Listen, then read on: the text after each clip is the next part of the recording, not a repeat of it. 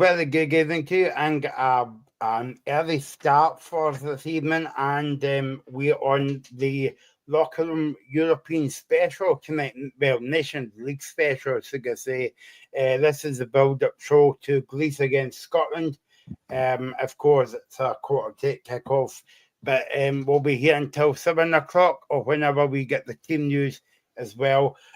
So get your comments coming in. We on YouTube, Facebook, X, and Twitch as well.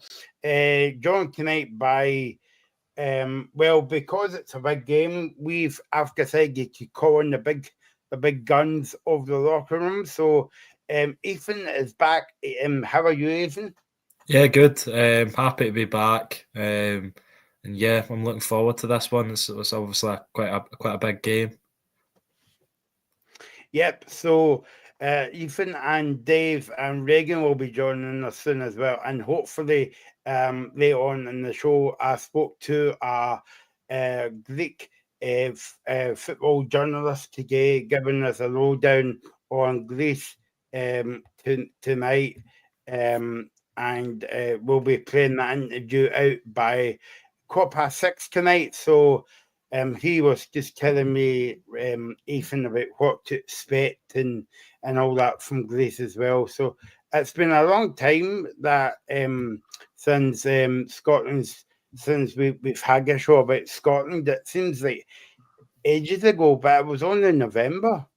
Yeah, I think it's because in the first half of the season they just gave an international break every month, it seemed, but they gave a little bit of space over the winter, and now we're back with a big game, obviously a playoff to see if we're still amongst Europe's, well, I'll call it Europe's elite international teams, or whether we drop into League B.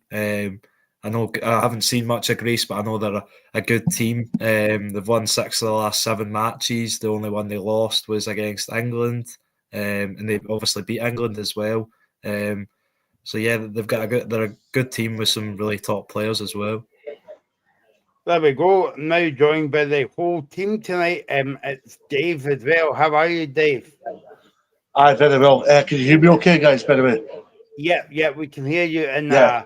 I'm gonna say that you're in a pub, Dave. I'm not in a pub. I'm still at my work. All right, okay. Well then, yeah, Dave doesn't work in a pub, but it's just a noisy work. So, Dave, how are you? It's been a long time. I know it has been a long time, Michael.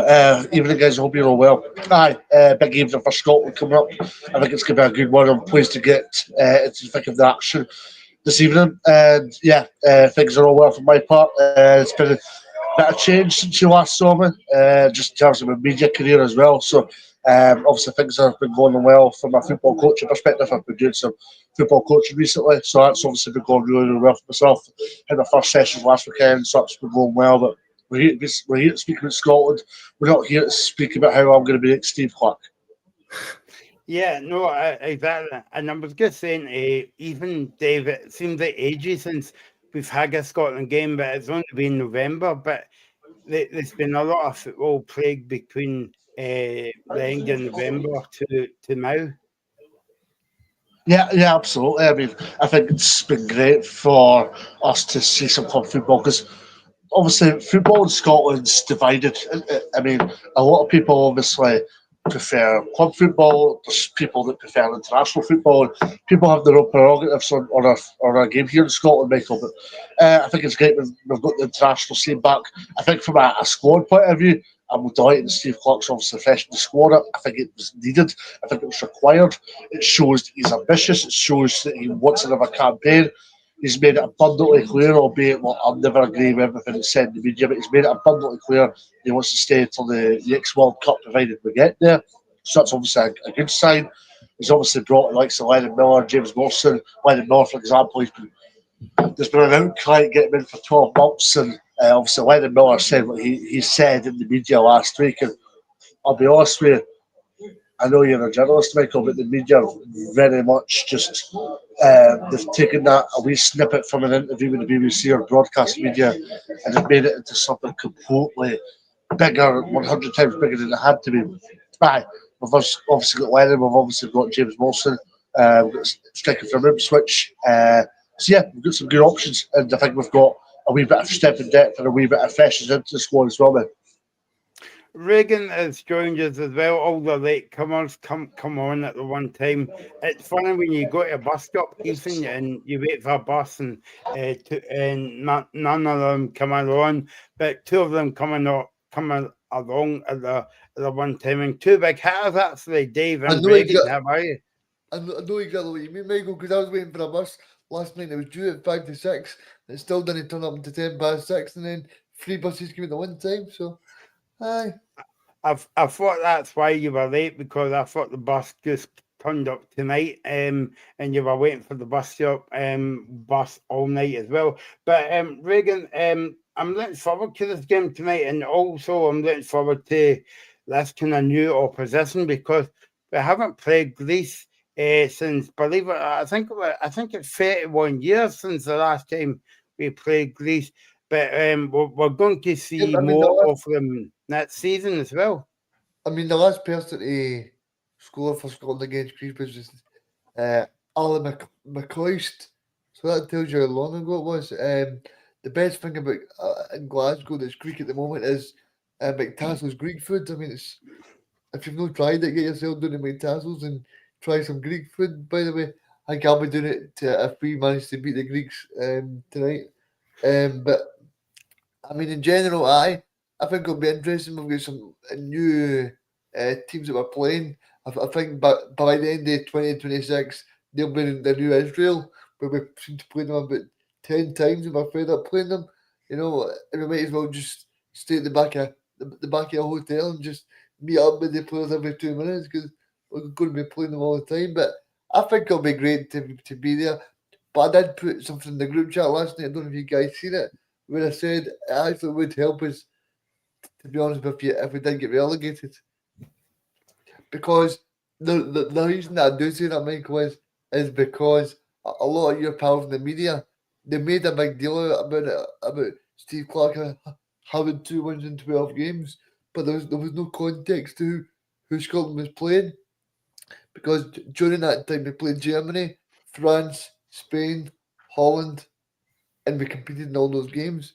But like I was saying there, Michael, you have friends in the media, but we're sort of saying that Steve Clarke had to go and things like that. And I think that sometimes when you're playing these matches, the biggest thing for Scotland is to be competitive in these matches.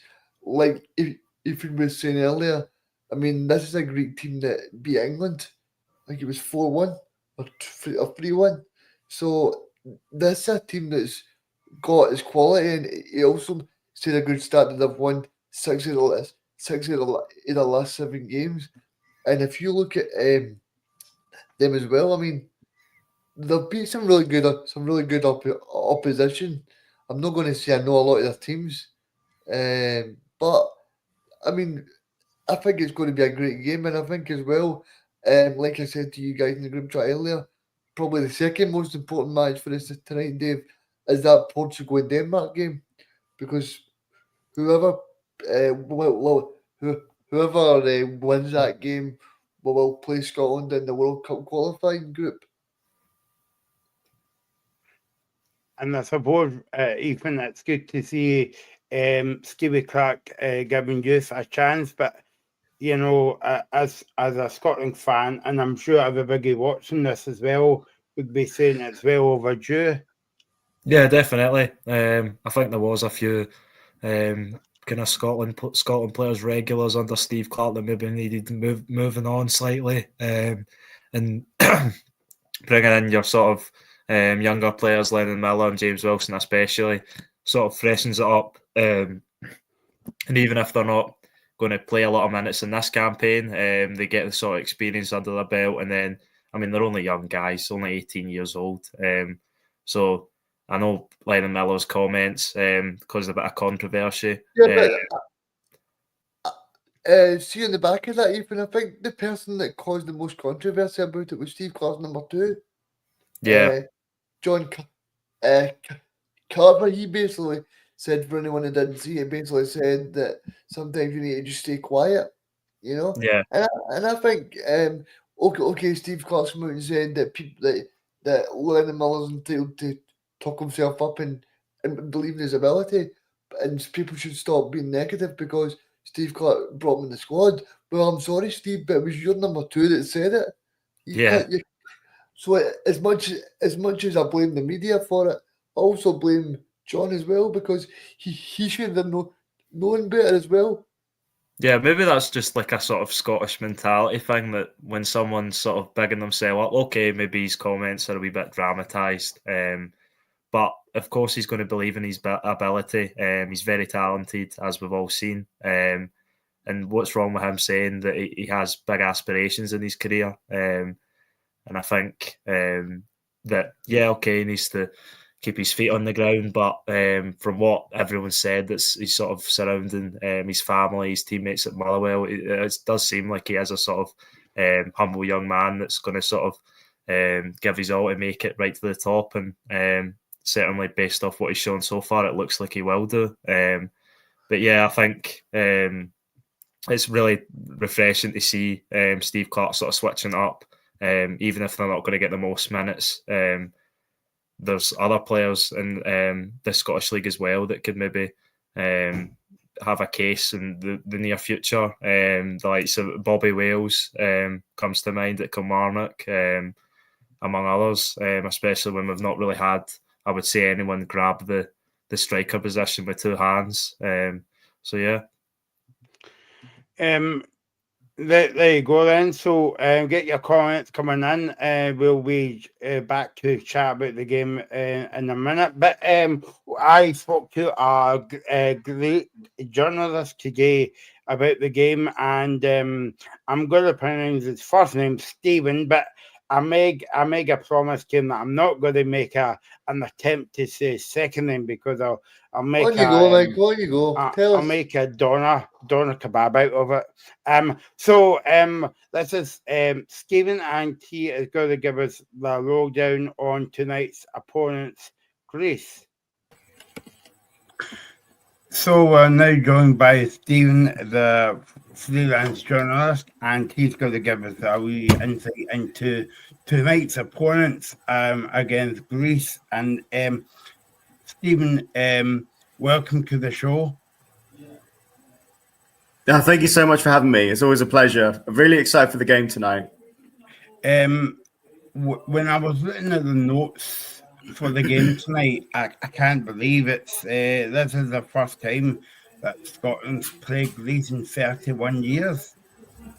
I know. I'm surprised too because I don't think Greece play the British sides very often. In recent times, we've played Ireland Republic of Ireland a heap of times.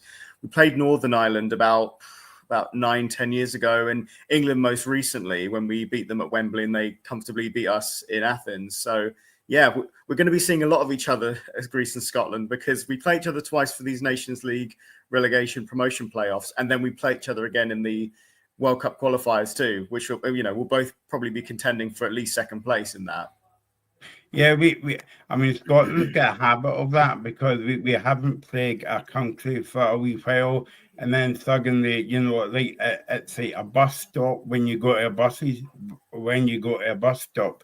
That you're waiting for a bus for ages and 2 comes along at one time, and that was the same a few years ago when we played Israel, and I suppose like when we always played Israel, it always seemed that every 2 weeks we were playing at Israel in the qualifying games. But yeah, I mean it's really good to play a nation that obviously you haven't played for 31 years as well. So that'll be a bit refreshing as well. So Stephen, we're only a few hours away from the game now. So tell us, how has Greece been getting on? Well, I mean, in recent times, it's been good, I would say. Our Nations League campaign was generally a success, kind of where we expected to be, but also slightly exceeded expectations because we didn't think we'd push England to the penultimate game when we faced them in Athens for top spot. And, by virtue of losing to them 3-0, we sadly lost top spot to be automatically promoted to the Nations League. And under Ivan Jovanovic, we've looked a lot better. We've brought in a lot of more talented younger players who have really been the backbone of this team recently. But as a whole, I guess, it's been an unsuccessful decade for Greece. Ever since we qualified for the 2014 World Cup, it's been disappointment after disappointment. 2016, 2018, 2022, Euro 2020 as well. And most recently, the big disappointment was the 2024 European Championships, where we got to the final of the playoffs and gave Georgia their first ever breath into international competition by losing to them on penalties. So it's been a tough time for Greek fans, but we're hoping that this is the turning point with the manager, with the players coming through, and the way in which we're playing and looking the best we have looked since those glory years of winning the Euros and qualifying for major tournaments consistently. I was going to say, who is the key men that Scotland fans should be looking out for over tonight and the second leg back at Hampden? Well, absolutely. I've been saying it all week. Christos Zolis, who Norwich City fans will be familiar with, went there after he left Balk. And he's since, he didn't have the best of times in England, but he rebuilt his career at Düsseldorf in the second Bundesliga and is now doing very well at Club Brugge in the Belgian Pro League. So he's a very, very much a key man for us, especially since Jovanovic has come in. Vangelis Pavlidis, who is having an excellent form with Benfica, is a key man for us, although his consistency with the national team is not quite the same as it is at club level. He's been consistently scoring much more at club level than he has been for the national team, albeit that amazing night at Wembley against England where he scored 2 and probably could have had a hat-trick in that game. And we found out today, actually, by the looks of it, goalkeeping-wise, Konstantinos Zoulakis of Olympiakos is going to be the starting keeper over Odysseos Vlachodimos, who's not getting any games whatsoever at Newcastle. And Zoulakis at Olympiakos has been amazing, helped, I support Olympiakos. He helped us win the Europa Conference League last season, and we're, well on our way to hopefully winning another Greek Super League title this year and a cup double. And it's mostly because of him, how amazing he's been in between the sticks. So he's a massively talented goalkeeper, and he's one to look out for too. What's the views? Obviously, I know you're based in London, Stephen, but what's the views in Greece and the local media about Scotland? Because obviously, people associate Scotland with not a very good team, not qualifying for major tournaments, but we've actually qualified for the last 2 Euros back to back, and albeit they should have progressed through to the next round as well. And also, what's your views on the manager, Stevie Clarke? Well, I think generally the opinion is that Scotland are going to be a very tough team. Albeit the performances at the Euros for you guys weren't potentially what you'd shown in the qualifiers, and especially in the Nations League recently. But, the big thing for Greece is that midfield-wise, it's going to be really, really tough. Scotland have a vastly better midfield than Greece at the moment. We're in the weird transition period with midfield, whereby we have a lot of talented young players coming through, but then we have a lot of experienced players who are being phased out. So we don't have anyone at their peak in the middle of that kind of age bracket. And Scotland are the complete opposite. You guys have Scott McTominay, you have Billy Gilmore, all very good players. And, credit where credit's due to your manager, who has been able to get you to major tournaments recently where, we had Gus Poyet, who got us very close in the Euros, and he couldn't manage to do that with Greece most recently. So, Scotland are very much a team to be taken seriously. And that's reflective of what Ivan Jovanovic, in him requesting to the Greek Football Federation and the Greek Super League to postpone the Super League playoffs to focus on these 2 games, because albeit it's not going to, it's not necessarily going to impact our World Cup qualifiers this time around. It's still important that we get some positive results against Scotland before those qualifiers begin.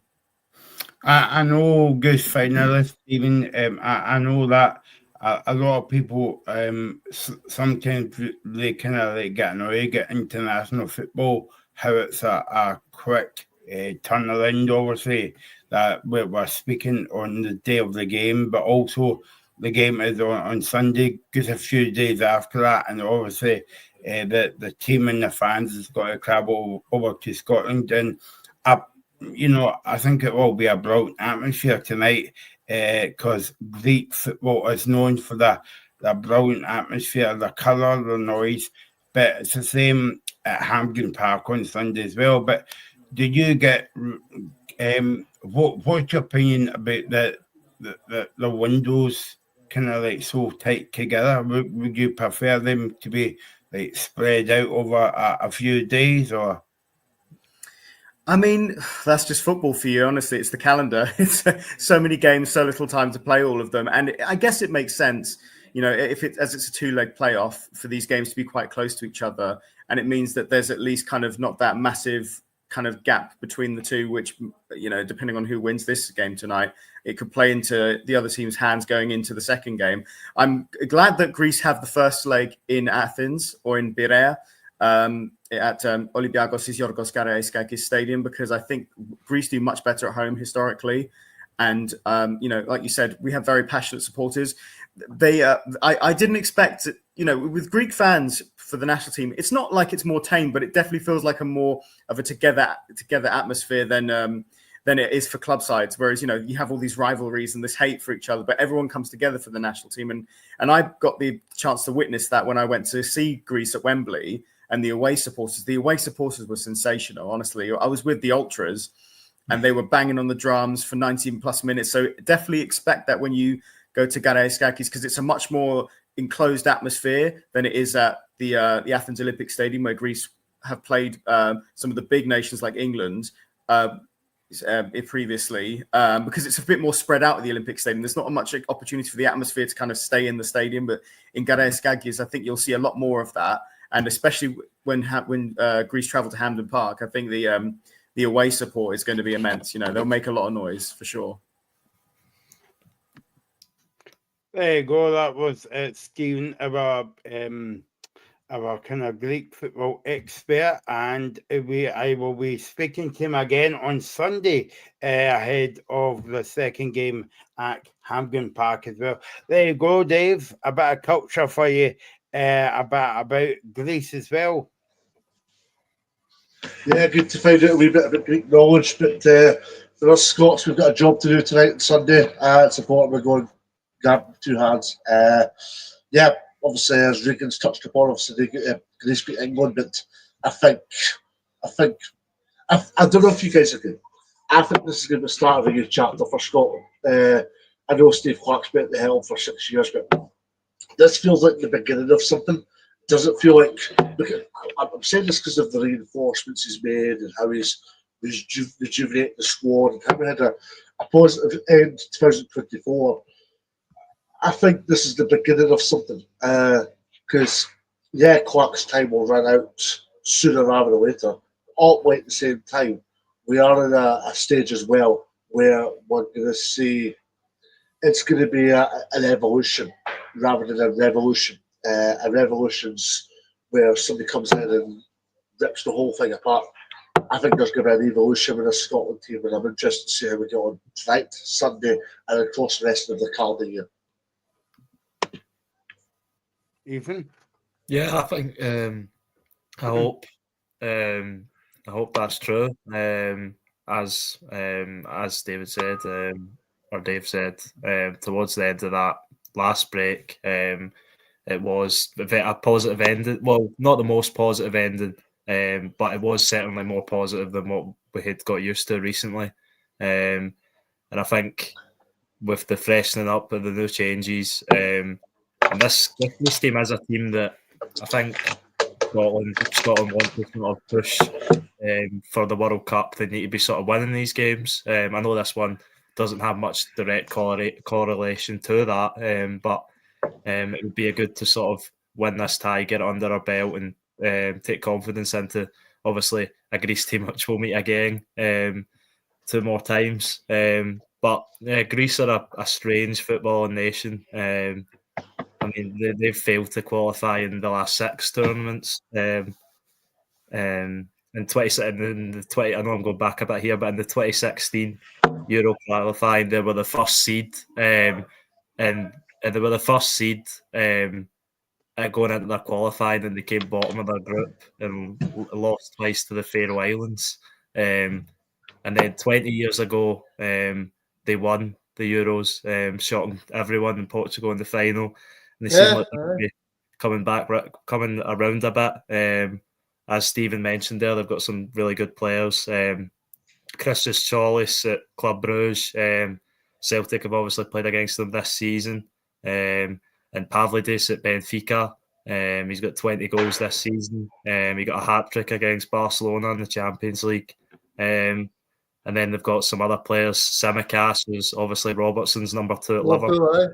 So they've got some good players. But I think Scotland have got the better team overall. Have got a too good a midfield, I think, for Greece. And I think Scotland should win over the 2 legs. Although I think it'll be tricky going to Greece tonight. Regan, Andy Robertson was talking to the media last night, and obviously they were asking him about the cup final on Sunday against Newcastle and getting out of Europe. But he says it's been a difficult week at Liverpool, but we're looking forward to the games coming up. Our campaign was difficult. Obviously, he's talking about the Nations League now. He says that our campaign was difficult, but we are looking to finish, and we're looking to get back to winning ways. As I spoke to you earlier on, guys, at the top of the show, it's a long window between November and March, and he was saying that November to March is the longest time we've not saw each other, but we're trying to pick up where we left off. Regan, it must be difficult because I know between maybe like September and November, the Scotland team are together every 2 weeks, every 3 weeks. But because November to March, it is a long time, and it must be difficult to get that camaraderie, that team spirit back in the guys again after a long time not being together. I think in terms of what Scotland are trying to do, I don't think it's a big problem because I think all the players can get on and they get on with the management team. So I think in terms of Scotland, they'll just be hoping that they can get something going. Sorry, my phone's going in the background here. Give me crap. No, it's not Steve Clark. But I think in terms of what Scotland are trying to do, I mean, if you look at the big thing for me, I don't know if Dave agrees that you 3 guys as well. I mean, the big thing for me, I think, with Stevie Clark is he's really kind of changed himself from the Euros. Maybe he's not being so stubborn. I do agree with Ethan in terms of maybe he's not picking the same tried and trusted players. But the one thing that really annoyed me, Ethan, and you've probably seen that in the chat, was Grant Hanley's only played about, I think it's a combination of something like 10 minutes over the last few months for Birmingham, and he's in the squad. In the last game for Birmingham, he played 2 minutes. So yeah. I'm just a little bit fed up that he's still picking Grant Hanley, because I'm all for players getting an opportunity, but not if you're playing 2 minutes for your club. Yeah, I agree. I think Grant Hanley, he's been a good servant at times for Scotland, but I think if you're not playing for Birmingham City, although they're doing very well in League One, I think we've got players like I know Hendry's not playing much in Saudi Arabia either, but you've got the likes of John Souttar, who I think will play, Kieran Tierney, who I think will play, Scott McKenna, who's playing pretty much week in, week out at Las Palmas in Spain, and Ryan Porteous, who's playing week in, week out for Preston North End in the Championship. So I think he might go with Grant Hanley because he seems to like Hanley, even though he had those terrible errors against Poland. But yeah, I think there is still a few players that I'd like to see sort of moved on. But he has obviously got a core to the squad that he's going to try and keep.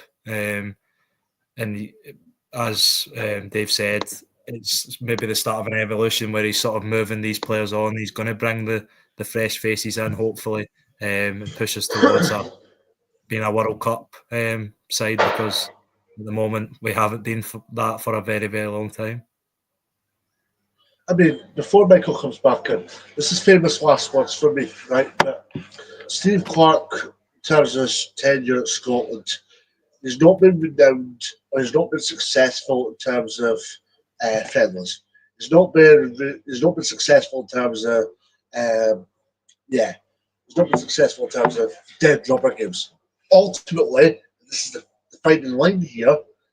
He's also been renowned for being absolutely honking in the games that matters, like the championships and past 2 Euro championships.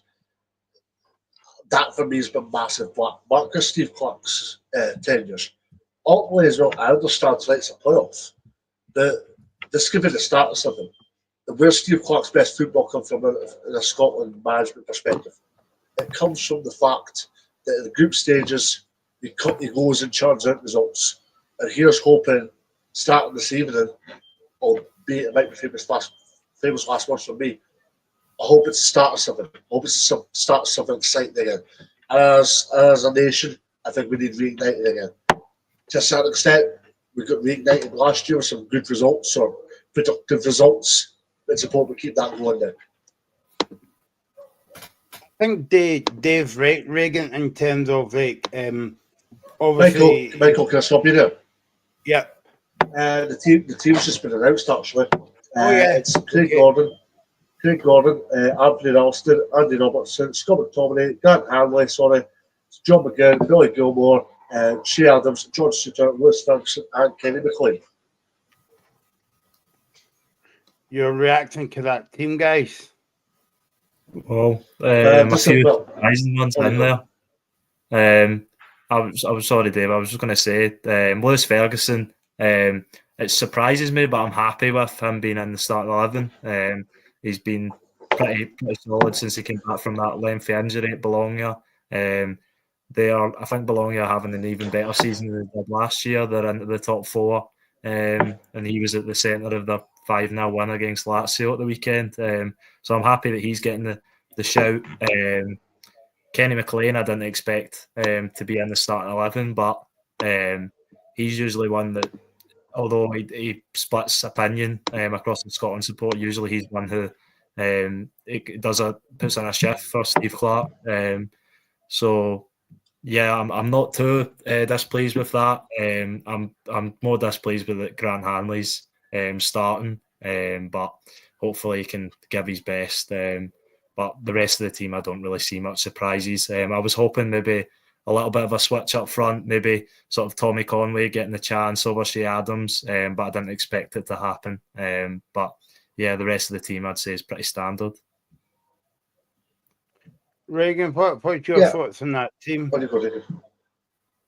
I mean, I'm just pretty disappointed in the team, to be honest with you. But yeah, I mean, no disrespect to Kenny McLean. I'm not an about that. I'm not an about Grant Hanley either. I don't know how I feel about it, to be honest with you. It's boring for me, but if it gets the job done, then I don't really care, you know what I mean? But I would have liked to have seen maybe a few more guys brought in. Maybe a Lennon Miller, you know, because I know I've said it before, but I just think we need to give these guys a chance. I mean, when are we going to play these guys in a friendly when it means nothing? This is when you play these people when there's something on the line. This is when he should be in. He shouldn't be in when there's no pressure, because he's in the squad. Okay, he's in the squad to learn, but he's in the squad to play as well. You know, it's okay going with McLean's got great experience. I'm sorry, but McLean's loving on that Norway when he scored in Norway, because apart from that, he's not really done much for me. going back to Can I just Dave, jump on the band? yeah. Can I just jump on the bandwagon with Regan there? That's an interesting point you make about Lennon Miller there, Regan, because just as you were mentioning that, Billy Gilmore came at my head there. And the reason why I bring up Billy Gilmore, I think it's a good benchmark to use here, because Billy Gilmore, for example, he was in the same bracket as Lennon Miller's in just now, inexperienced, player with loads of ability, a player with loads of talent, but all like the same type of player that we rushed him into the team. Rushed him in a good way, but we rushed him into the team. And there wasn't any consequences as a result of Billy Gilmore coming into the team. And Lennon Miller kind of falls into that category of loads of potential, lots of ability, heaps of talent, and yeah, he's on the bench now. I can understand why managers put young players on the bench for experience, in inverted commas. But ultimately, when you look at that start lineup, this is a game where we have to be robust 100%. There's also a game we need to be trying to score a goal in. It's a game we need to be trying to get a goal or two. We need to try and be taking a positive result back to Hampton. And for me, Michael, I would only have, in terms of that team, I'd only make maybe 3 changes. I would have took out Shea Adams, I would have took out Hanley, and I probably would have took out probably Kenny McLean as well. Kenny McLean for Lennon Miller. I'd have took out Shea Adams for probably Conway, albeit there's maybe a point for George Hurst. But yeah, I think Tommy Conway could have had the nod, and I think Scott McKenna should have started instead of Hanley. I understand Kieran Tierney's obviously not playing a lot, but I know it would have major consequences if we didn't win the game or didn't win the 2 legs. Ultimately, why not do something why fix something that ain't broke? And for me, I would have had Tierney in with that accustomed Robertson that defensive line. Yeah, I'd have went for that. Yeah, don't get me wrong, everybody's going to be battering Steve Clark if it doesn't work, but ultimately, why fix something that ain't broke? Yeah, and sorry, I was just going to say there, Regan, when Dave read out the team, it didn't actually kind of register in my mind, but he's obviously sticking with the 4 at the back, which he's used recently, and it's obviously worked pretty well, but I thought with the lack of Ben Doak, who was a sort of only natural winger in that 4 at the back with playing the wingers, I don't think there's really a space to play a 4 at the back when we've not got any wingers on the pitch now. And it's going to be like I imagine our team's going to lack width, I'd imagine, unless Robertson and Ralston are bombing up the pitch, whereas you get the back 5, you get Robertson and Ralston pushed up, and then they've got the cover of Tierney and whoever's the right central defender in the back 3. But yeah, we'll have to see how it plays out. Steve Clark's obviously the manager for a reason, but we're right to have our opinions, and I think for the most part, most of our opinions we all sort of agree on. And I think Dave makes a good point as well about Tierney. I mean, the only reason Tierney didn't play in the Euros was because he was injured. But during that time, Tierney wasn't playing. See, at the moment, Tierney's playing. Tierney's fit. Tierney was playing in the Champions League, and Grant Hanley's not playing for Norwich or playing for Birmingham, sorry, but he's playing. How can you justify that Grant Hanley is not playing for Birmingham, but he's playing for Scotland? I'm sorry, but Tierney is a way better option. I'm sorry for getting annoyed about it, but it really, really frustrates me. And that's going to cost Steve Clark his job again, because I'm sorry, but that's a very boring team.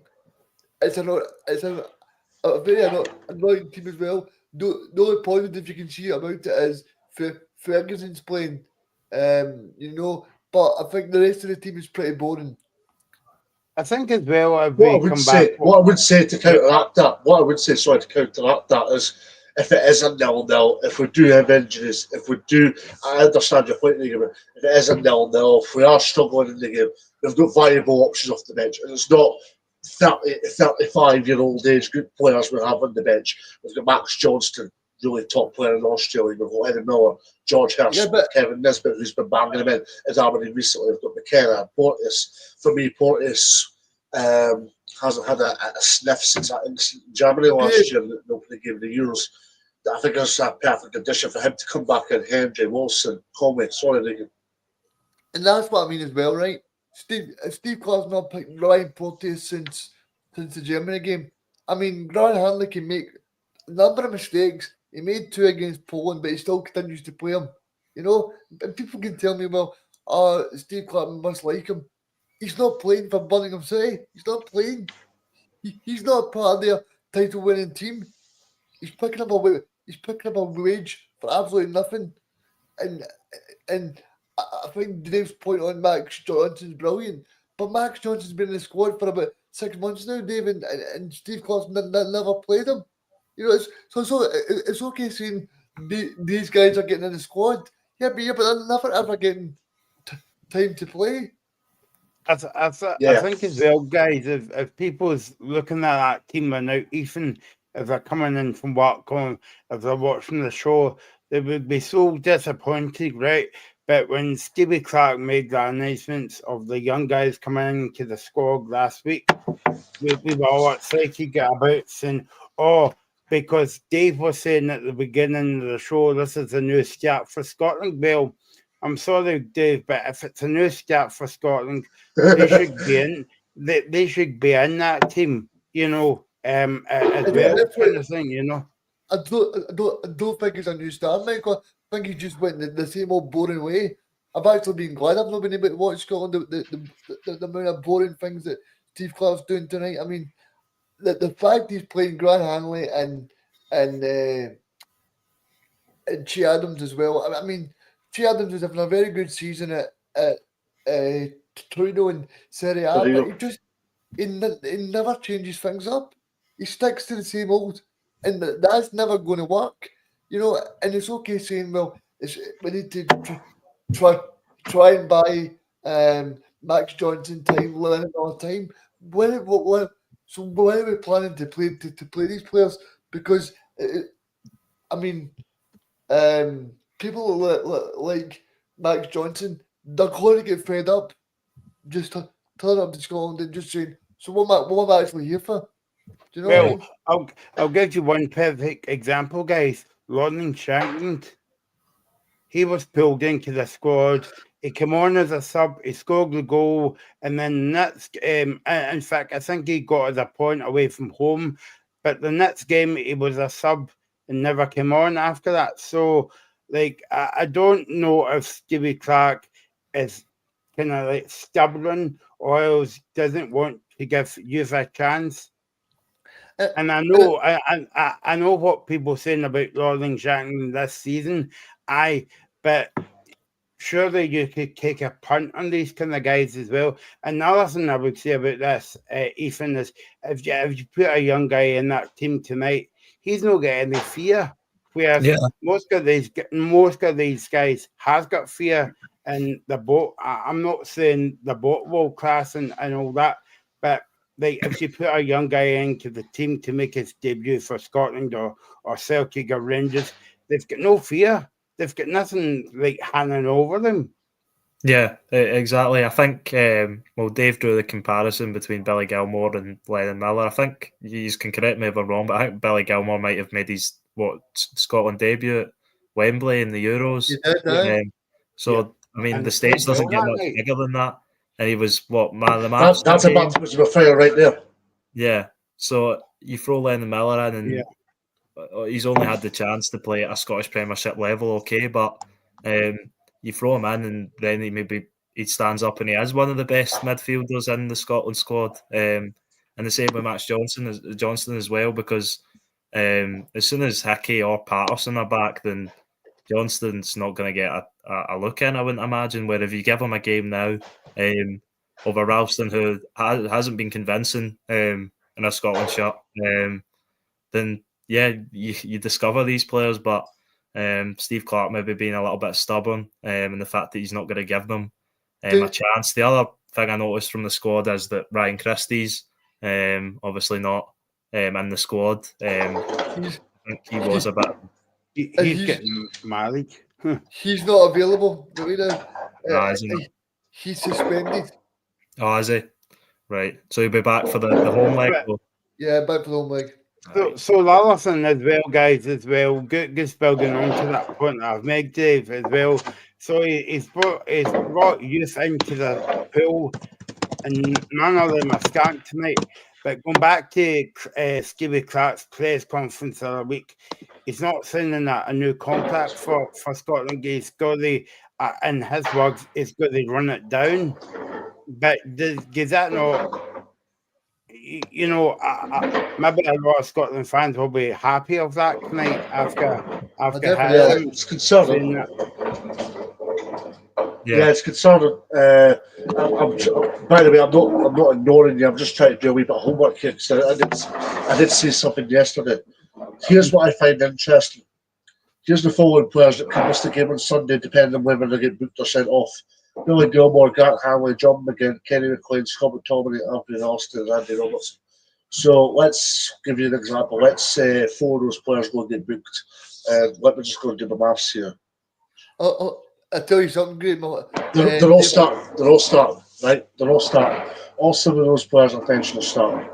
So let's say 4 of those players get booked. Is it going to be a bit of a catch-22 situation over the weekend for Steve in terms of he's going to get new players in that have played 500, 500, 300, whatever, about games for our Premiership clubs or whoever, as long as they're Scottish? That's the catch-22 question that would be in Steve's books, as far as I'm concerned.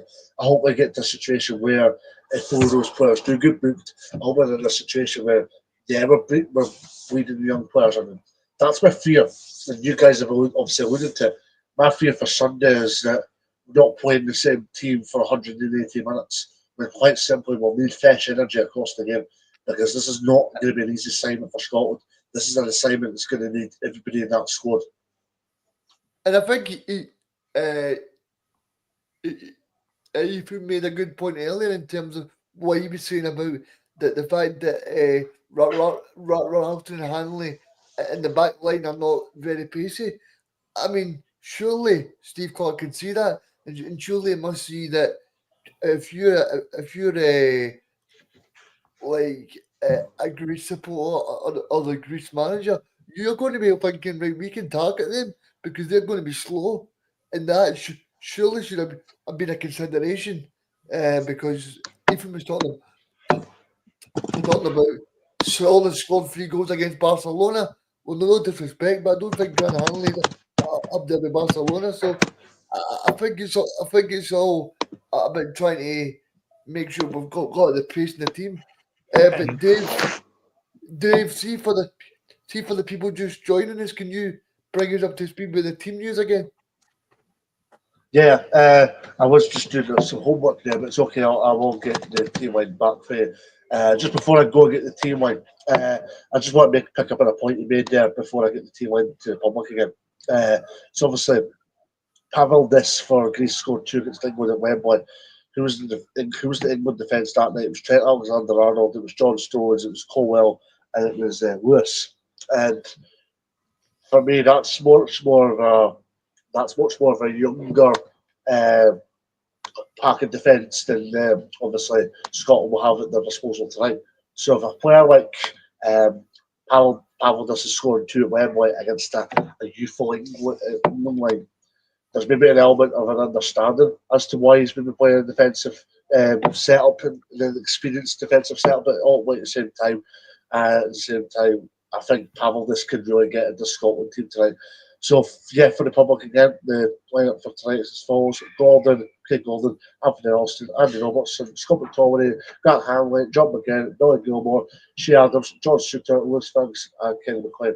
I forgot to mention the subs earlier on. So it's Wayne Kelly, Kieran Sucker, Kieran Tierney, Tommy Conway, James Wilson, Jack Hendry, Ryan Porteous, Scott McKenna, Kevin Nisbet, George Hurst, Lennon Miller, and Max Johnston. Yeah. It's quite good. An interesting point on Pavlidis. I know Stephen was saying before that he hasn't shown his best work with the national team, and he's not even starting for them tonight, which shows that. It shows that the Greece manager, the same as he said about the goalkeeper, we have Vlachodimos, who has been a good goalkeeper across Europe, was brilliant at Benfica, went to Newcastle, not really got a sniff. But these are players that are not either not performing for the national team or not performing for their clubs are playing for their clubs and the manager's not picking them, which is maybe what we need a bit at Scotland. Are you happy enough to announce the Greek team, Ethan, or you? Yeah, No, I'll go for try it. my best. So in goals is Chislakis, the Olympiacos goalkeeper. The back four is Tsimikas, Koulirekas, Mavropanos, West Ham defender, Rota, and then the midfield two is Siopis, the captain Mantalos, and then the attacking three is Mazaras, Konstantilias, and Cholis in behind. Ioannidis, who's the Panathinaikos striker who's got 10 goals this season. So he's preferred to Pavlidis. So yeah, that's the Greek team. I don't know a lot about a lot of the players, but I don't know Nicely about done. you guys, but I'm surprised that Georgios Samaras is not playing. I mean, I liked him. Well, Stephen did say to me as well, I asked him about Samaras, and apparently he's a director of football over in Greece, not in the top league, but he's a director of football over there. So he's hand up his books as well, but he's still involved in football. So I was asking Stephen about that as well. Reagan, I just wanted to ask you about obviously Stevie Clark was talking to the media last night. He says it's important because of the work that we put in the group stages. Now, going back to the conversation we had about 15 minutes ago about not bringing in youth players to the team, he's basically said it's important. It's important because of the work that we've put in to get to the stage in the group. Now, I don't know about you, but I mean, if it was, I mean, we might have humble pie on our face if Scotland win 1-0 tonight or 2-0 tonight at 10 o'clock on the show. But like, if Clark's coming out and saying that, why is it not giving youth a chance? I mean, I'm a big advocate, guys. I'm a big advocate of all right, the bench is quite kind of strong for Scotland tonight, but I'm a big believer as you would rather start the game with players that was on your bench and take them off with 50 minutes to go instead of the other way about, because I might be a bit late by that time, Reagan. Steve Clark's never been the bravest kind of manager. I've always been a Steve Clark fan, but I'm really getting fed up with these blind faith kind of players that he brings in, like Grant Hanley, Kerry McLean, even Sheridan at the time. Because you look at somebody like Tommy Conway, who's a young player that Dave spoke about. That's a guy that's doing really well in the championship, and he's getting no reward for what he's doing.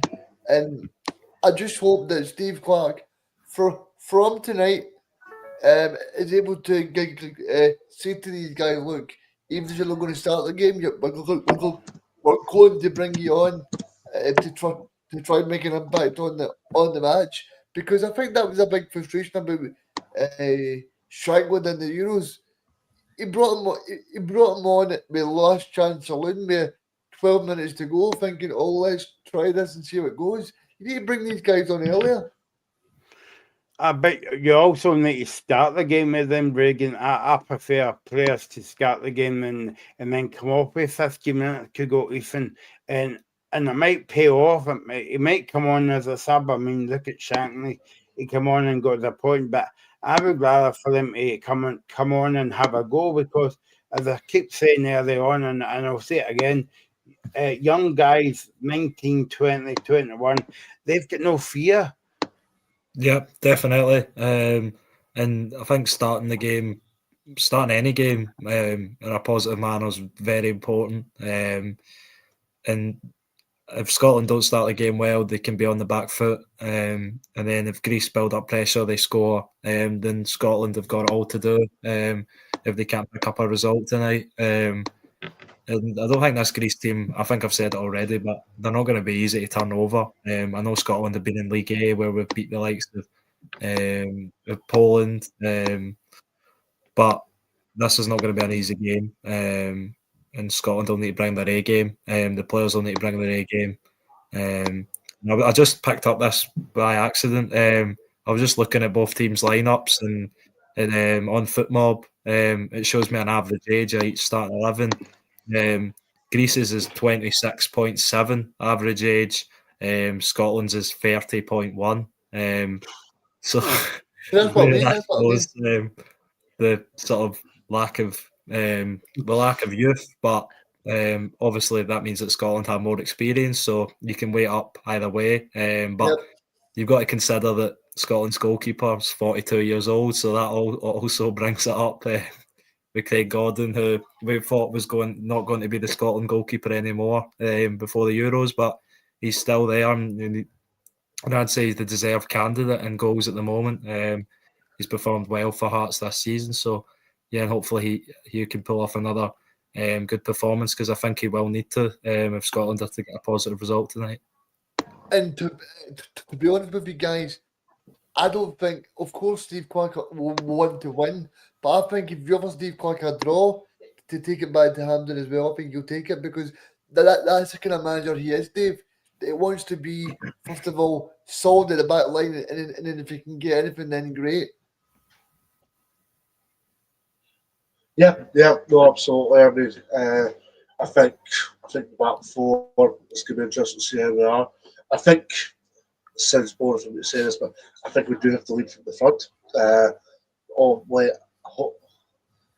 My major concern about that team is we've got too many central midfielders. I hope to hell that Shea Adams is isolated because of that. So I hope it's not a rip it up and start again type of equation after half an hour or 45 minutes. I hope it's not one of those. Obviously, you need to believe in the process as a manager and everything, but I hope it's not one of these rip up and start again type of initiatives tonight. We need a positive result, and hopefully we take something, preferably win, into Hampden on Sunday. There you go. Just before we go, guys, just to let you know, we'll be back at 10 o'clock tonight for the post-match show, and hopefully we'll be celebrating. But anyway, we'll be back at Hampden on Sunday for the Greece-Scotland game. Of course, the game, the kickoff, actually 5:30, so we'll be on at 4 o'clock. And then the post-match will be on at 7:15. 7:15, sorry. And then and next Tuesday, we've got a show about youth football in Scotland. It's a big issue. So we'll be joined by a few people from the Youth FA. So join us for that one next Tuesday at 7:30. Right, guys, before we go, I'm going to ask you to sit on the fence, maybe. Well, I don't know if it's still cold outside, actually. But give us a score prediction for tonight, Regan. I'll go 2-1 to Greece. Ethan? I'm sitting on the fence. I've been sticking with this one throughout the week. I'm going 1 each. McTominay to score for Scotland, and then Scotland to nick it back at Hampden. Dave? I'll be a bit bored, but I'm not sitting on the fence here. 1-0 Scotland, and I fancy a defender to score, but I can't specifically tell what defender, but I just fancy a defender to score tonight. I'll take that. Well, I'm not going to say that because he's not been on the show for ages, Dave, but I was going to go 1-0 as well. I don't really care who scores the goal. Come on, Michael, you're copying Dave there. Well, to be honest, I should have went before Dave. But anyway, it's good because they bought me a drink when I was up in Google Aberdeen as well. So so that's it. So thanks for watching. I was going to say it's no like him. Well, it was a leap year last year, remember, Regan? So, thanks for your comments tonight. Thanks to Ethan. Thanks to Regan. Thanks to Dave. Ethan and Regan's on the back shift will be on after the game. Win, lose, or draw. That's what we say. Scotland against Greece. Thanks to Dave for joining us on the show. We'll see you again Thanks for coming on, Pleasure. and Yep. we will see you at All 10 right, then. o'clock. All the build-up and reaction to Scotland in the Nations League.